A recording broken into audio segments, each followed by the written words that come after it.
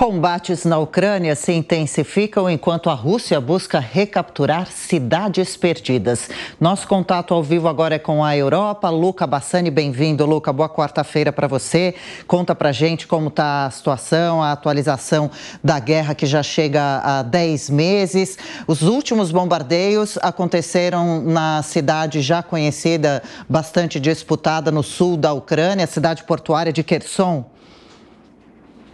Exatamente, Adriana. Boa quarta-feira a você, ao Thiago, todos que nos acompanham. A guerra na Ucrânia, apesar de ter ultrapassado 10 meses e ainda ambos os beligerantes serem países cristãos e estarem em momento de festa, a situação na Ucrânia é de muita tristeza e muita violência, principalmente se nós considerarmos uma nova empreitada, uma nova ofensiva russa que surgiu em 2 pontos do país nas últimas horas e também nos últimos dias, se assim podemos considerar. Muitos acreditam como forma de retaliação à visita de Zelensky aos Estados Unidos também há cerca de uma semana, quando foi conhecer pessoalmente o presidente Joe Biden e também falou ao Congresso americano. Uma das cidades mais disputadas dessa guerra tem sido a cidade portuária, ali bem próxima do Mar Negro, de Kherson, ela que foi conquistada pelos russos no início da guerra, depois ficou sob a ocupação russa por muito tempo, anexada unilateralmente através daqueles contestados referendos e teve, então, a reconquista dos ucranianos há cerca de 5, 6 semanas.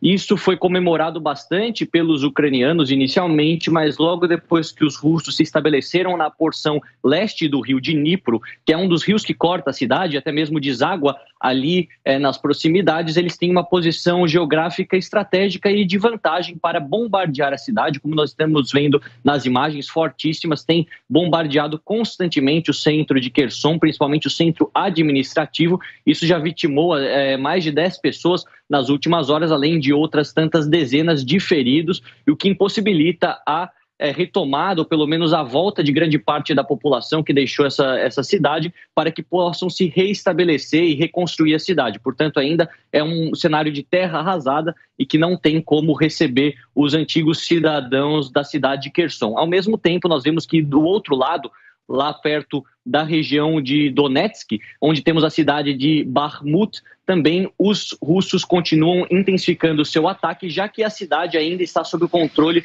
ucraniano. De qualquer maneira, apesar desta luta pelo controle territorial continuar, a cidade está em ruínas, não há nenhum tipo assim de edifício público ou estrutura que tenha resistido aos intensos bombardeios e essas lutas que acontecem aí há cerca de 3 semanas sem parar. Bakhmut não é nenhuma cidade muito importante do ponto de vista estratégico e também político, mas por estar ali no limite entre as zonas controladas pela Ucrânia e pela Rússia, acaba sendo de grande relevância para os russos conquistarem, principalmente após a fala do ministro das Relações Exteriores, Sergei Lavrov, que o objetivo é unificar todos os povos historicamente russos, o que incluiriam os ucranianos, e, portanto, eles não querem perder mais tempo, já que na guerra de artilharia, a guerra feita no solo, não tem tido grandes avanços nas últimas semanas, mas sempre pelos céus, pelo ar, tem conseguido causar grande destruição por toda a Ucrânia. Ou seja, uma situação toda ainda muito difícil, nenhum sinal de desistência por parte dos russos. Aliás, Moscou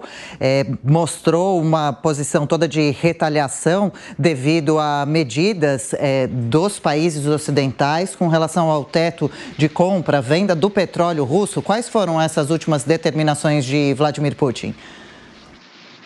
Pois é, Adriana, um dos planos da União Europeia é colocar um patamar, um teto no preço da venda do barril do petróleo russo dentro do continente europeu. Esse teto seria de apenas $60, algo que é bem abaixo do que é praticado pelo mercado atualmente, que é cerca de 90, 95 dólares para o barril de petróleo. Isso não caiu muito bem para os russos, que anunciaram que caso esse teto seja mesmo estabelecido, e o plano dos europeus é estabelecê-lo em fevereiro do ano que vem, a Rússia pararia de vez de vender petróleo para a Europa, o que poderia ser um efeito muito contrário àquele desejado pela imposição das sanções por parte dos europeus, que sem o petróleo russo teriam então um aumento considerável do preço do petróleo dentro da Europa, e isso acabaria trazendo mais problemas à população, que já enfrenta as inflações em determinados países das mais altas nos últimos 40, 50 anos, além, é claro, de nós vermos uma possível escassez desta commodity que é tão essencial.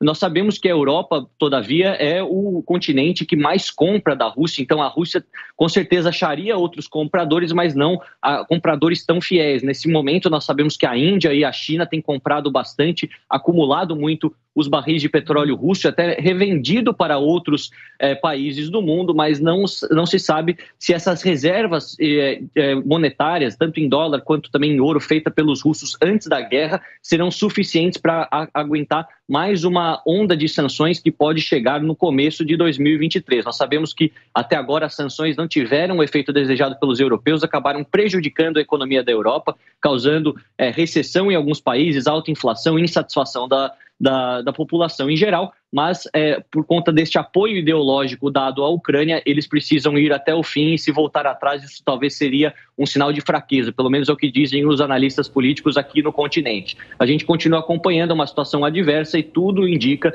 que em 2023 continuaremos aqui falando da guerra da Ucrânia, porque não há nenhuma tratativa, não há nenhum tipo de conversa diplomática que está acontecendo no presente momento e, portanto, a guerra tende a continuar. Que pena, né? Notícias ainda muito negativas, a guerra na Ucrânia. O Luca Bassani fica em contato com a gente. Daqui a pouquinho volta com outros destaques da Europa.